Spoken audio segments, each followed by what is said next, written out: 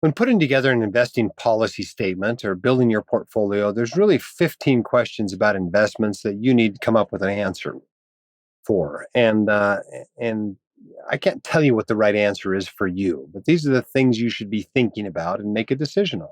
A lot of times it doesn't matter exactly what the decision is, just that you stick with the decision for the long term. But consider these issues. Number one, what will be the ratio of your risky assets like stocks to your non-risky assets like bonds? You got to decide this most important ratio in the portfolio. Two, what will be the ratio of your US stocks to international stocks? Three, will you tilt your portfolio toward factors like small and value? If so, which ones and how much will you tilt? Four, will you tilt your portfolio towards sectors like energy or tech? And if so, which ones and how much?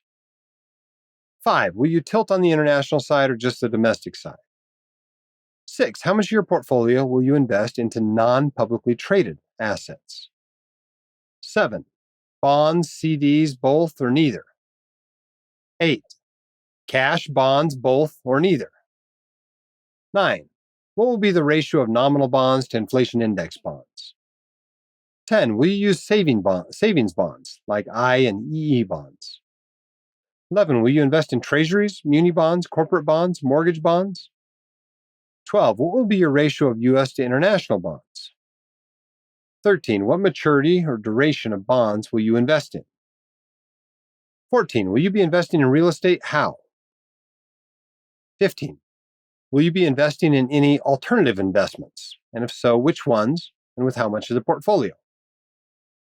In reality, the selection of an asset allocation, at least a static, strategic, long-term asset allocation, is simply the sum total of the answers to those 15 questions.